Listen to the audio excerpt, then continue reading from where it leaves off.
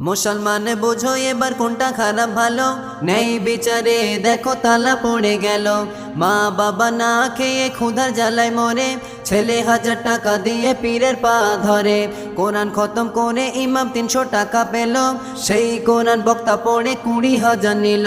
বিচারটা এ কেমন হলো বিবেক দিয়ে ভাবো, ভুল হয়ে গেলে পরে ক্ষমা আমি চাবো।